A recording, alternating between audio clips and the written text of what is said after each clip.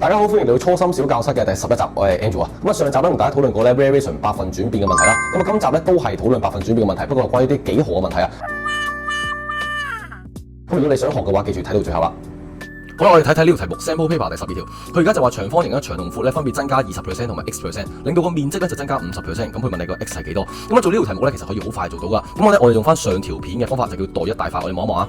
我哋可以當個長同闊分別係1，咁啊1乘1就係1啦，個面積就係1啦。咁其實咧你可能話喂呢個係正方形嚟嘅，咁其實正方形嘅長方形一種其實冇所謂啊。OK，咁啊如果佢長上升20%，咁啊叫1.2咯。咁啊個闊咧上升 x%， 你唔知啊嘛，你俾個名佢叫 k。咁面積上升50%，咁啊叫 1.5啦。咁咧你就可以計新嘅面積出嚟，條公式咧就係長乘闊1.2乘 k 就等於 1.5。咁你計翻個 k 出嚟，個 k 就叫 1.25啦。咁你原本係1嚟噶嘛，咁而家變咗 1.25啊嘛，所以我哋就答到啦，答案就係 B 啦。咁佢就上升咗25%啦。咁你做啲題目咧就可以好快計到噶咯喎。